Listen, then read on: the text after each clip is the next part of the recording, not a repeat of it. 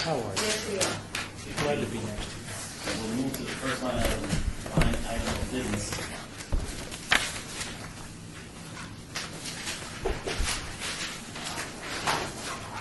Which is bill number 2015-40,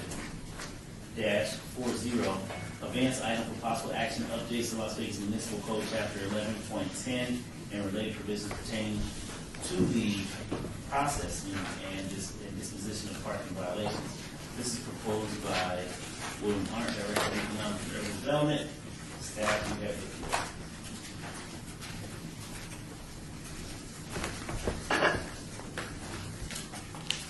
Thank you, Councilman. For the record, Brandy Stanley, Parking Services Manager for the City of Las Vegas. And this item was obeyed last time pending some further clarification on what exactly the changes on the vehicle mobilization section would actually be that would be had. If you'd like, I can go over all of the changes again, or just go back to the vehicle mobilization section. Yeah, if you just go back to the vehicle mobilization section, that would be perfect. Okay. All right, so that's the one-page handout that I've given you. And basically what we did was, because there was some confusion on what exactly we were trying to do, currently a vehicle is eligible to be booted if it has a $500 balance or 5 outstanding citations that haven't been paid and have gone through 3 or 4 notices, have gone through at least 90 days of notices and have not responded to anything. What we are proposing to do is to change it to a $200 balance and 2 citations. So right now it's $500 balance or 5, and we want to change it to $200 balance and 2. So the effect of that basically is going to be that anybody that has a single citation can no longer be booted. So you see on the handout that I gave you that for the snapshot of period between July 1 and October 31st, 2014, there are 569 vehicles on the old boot list under the current conditions, 1.71 tickets per vehicle. 412 of those, or 72%, of vehicles that have 1 citation. And 85% of those are handicap citations.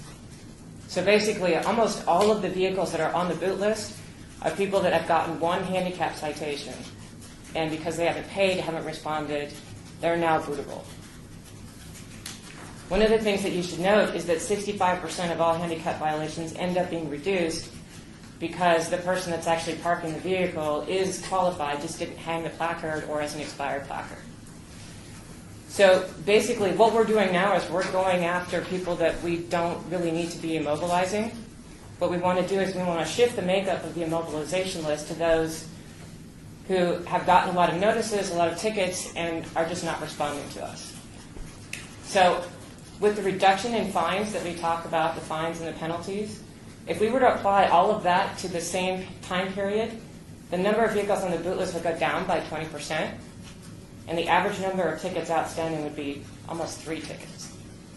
So there are going to be less vehicles on the list, but they're not going to be the ones that we're going to end up reducing or that we don't really need to be going after. Does that make a little bit more sense? Yes. Councilman? Anyone from the public wishing to speak on this item, if so please come forward and state your name for the record. See none?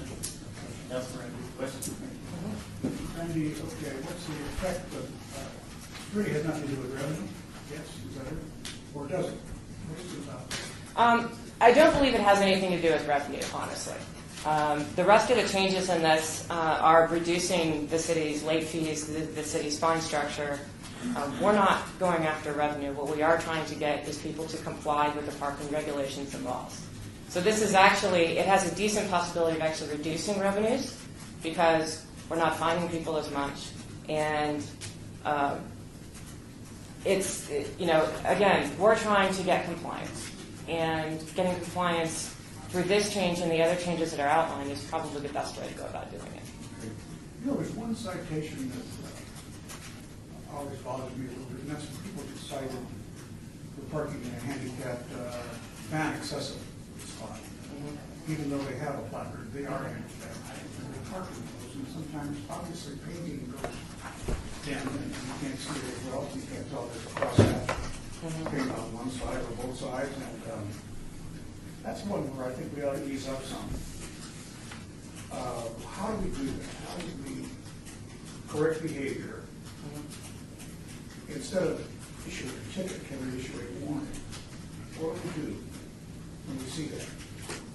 So, just to be clear, the tickets that are issued in a side load, in a van accessible space, are actually issued in a space that's reserved for the exclusive use of a side load vehicle.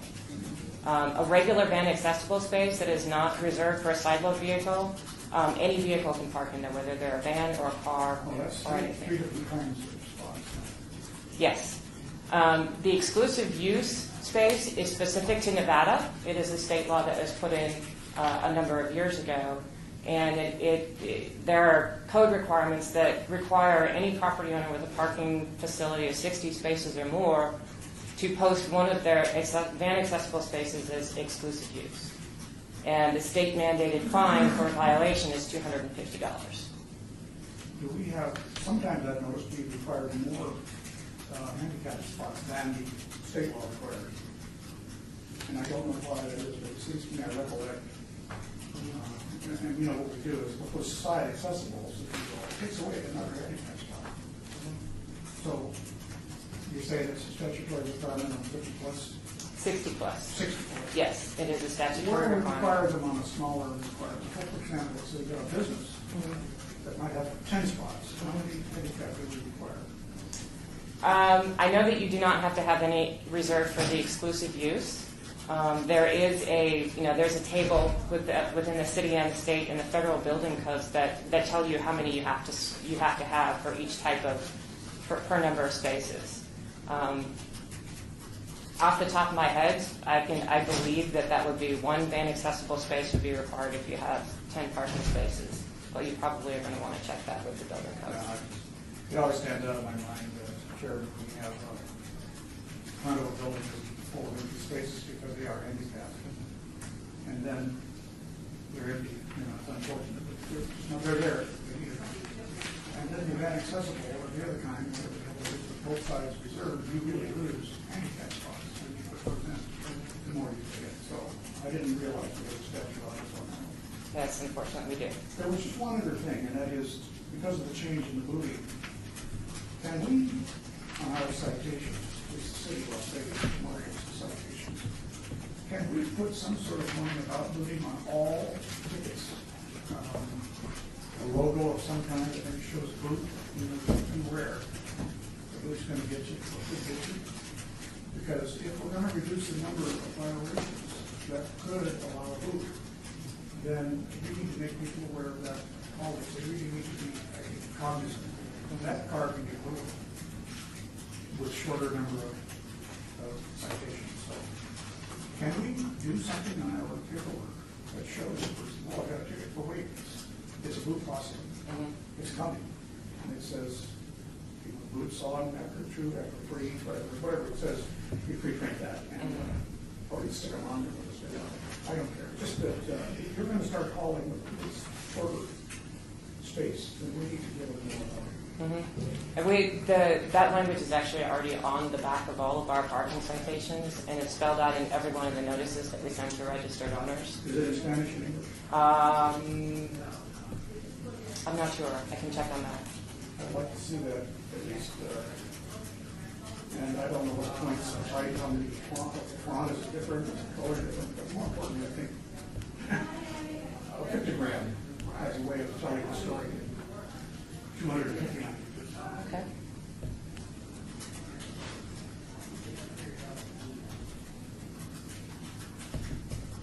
Sure, I can. I know that the language is already in bold font in our letters, but what we can do is look at on our letters putting a pictogram or something on there and making sure that at least that portion of it is bindable.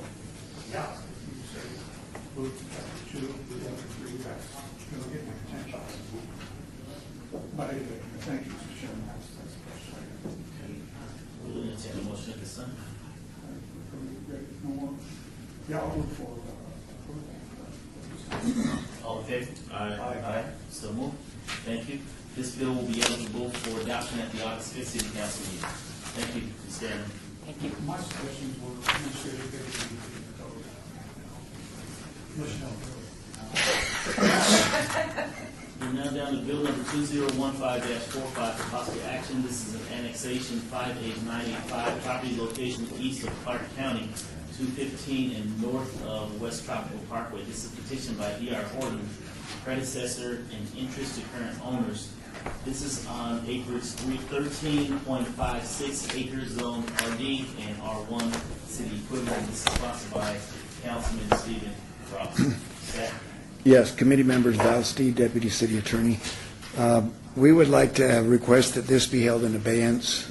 The Planning Department wants to conduct a meeting with the current property owners, or at least anyone who's interested in coming, and so that will happen between now and the next committee meeting, and so we'd recommend that it be held for 2 weeks, Okay. or whatever the right number of weeks is. There. there's one of those situations where it's, Anyone from the public wishing to speak on this item? If so, please come forward, state your name for the record. Seeing none, Councilman. this is one of those deals where people, they own the property a long time, they didn't read the fine print, subject to cost of that. Is that kind of what happens? Well, I think the developer signed the petition, and since then, it's been sold to individual property owners. Those people don't know. So it should be in their chain of title, but they may not know about it personally. Committee members, Tom Perigo, Planning Director, for the record.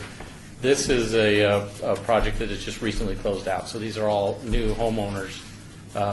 So it isn't like it's something that happened years and years ago. Okay. Answer your question. Okay. Can I say a motion? Sure. I'll move for approval. No, I'm sorry. Well, Okay. move to obey, kill, obviously. And, working on when it's, Okay, there's been a motion to obey item number 4 until the August 3rd recommending. All in favor? Aye. Aye, so moved. Bill number 5, or to say, item number 5, bill number 2015-46 for possible action annexation 59180, property located at 9630 West Deer Springs Way, petitioned by Irene Kent, acreage .75 acre zone RE, county RE, city equivalent, sponsored by Stephen D. Ross. Staff. Committee members, Val Steed, Deputy City Attorney. This is a single owner petitioned annexation, 3/4 of an acre. Everything's in order. Recommend approval. Anyone from the public wishing to speak on this item, so please come forward, state your name for the record. Seeing none, Councilman. All in favor? Aye. Aye, so moved. This bill will be eligible for city council for adoption at the next city council meeting, August 5th. Item number 6, bill number 2015-47 for possible action to control chapters pertaining to pistols and other weapons so as to conform to state law. This is sponsored by Brad Jervis, city attorney. Staff. Yes, committee members, Val Steed, Deputy City Attorney.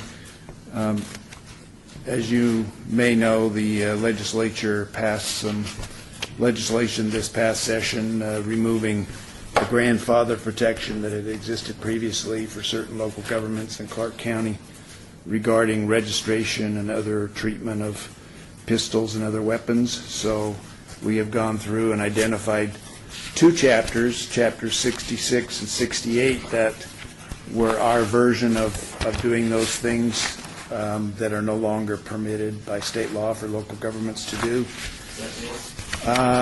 It's basically registration. There's some things having to do with sale and transfer, ammunition, et cetera. All of those things are now covered by state law exclusively. So you no longer have to register? Not with us. There will still be whatever registration requirements apply, but they won't be by means of our code. Same thing with the records of transactions. I believe the state law gave local governments a certain period of time within which they have to get rid of their registration and transfer records, and so that's picked up in Chapter 68. That's also being repealed. We also added our Chapter 10.70 to this repealer. It's not particular to the state legislation that was passed, but it was identified by our criminal division as a chapter that we don't enforce. It talks about using dangerous or deadly weapons of any kind, either while loitering or while fighting or being engaged in disorderly conduct. And because those are terms that come out of a previous century, they haven't been prosecuted because the courts don't care for the words loitering, loafing, disorderly conduct, rough conduct, fighting, et cetera, et cetera. So even if we left this on the books, it wouldn't be used because we don't cite under it and we don't prosecute under it. Anyone from the public wishing to speak on this item, so please come forward to state your name for the record. See none? Council, question? Williams, question? Council? Did you have one? No, I'm going to make a motion. Well, okay, so you've thrown in the dangerous and deadly weapon to be repealed because loitering is a tough thing to charge with. But, in essence, we've got a definition of what the dangerous or deadly weapon is, and we would lose that if we repeal it. Right. Definitions are only useful with regard to what is prohibited. So putting aside the definition section for a moment, if you look at sections 20 and 30 on page 6 of the attachment, those are the two things that you can't do with a dangerous weapon. And those are the two things that I indicated we're not prosecuting for. And if the only two things that we mention using that definition are ones we wouldn't prosecute, then the definition doesn't serve us any purpose, and so we would repeal the definition. If we had a substitute provision in mind that we could use successfully in a prosecution regarding dangerous and deadly weapons, of course, we could substitute that in at some point, and then the definition would be useful again. But no one is in our either Metro or in our criminal division have identified any provision that they would like to see substituted in for this. If I can continue, I'm uncomfortable. You know, I don't really like much. I probably voted for none of the preemptions of the law when I was in the legislature. But we tried to reverse that trend. So this is a sort of legislation that surprises me a little bit. And, you know, I'm not in favor of stacking charges on individuals. But it's one of those that you can put in a charge. Yeah, it's to the judge to decide whether or not to allow prosecution on it or the judge to prosecute it their own, something like that. The point is, I'm a little uncomfortable taking this stuff out of our ordinance. I don't know. I should ask my colleagues.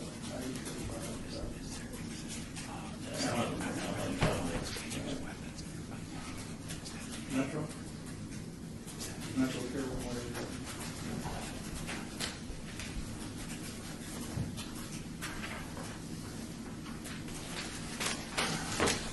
For the record, Brian O'Callaghan, Las Vegas Metropolitan Police Department. We just came forward, I spoke to Val on this, and just to make sure that they knew there was the preemption was taken out from the knives section.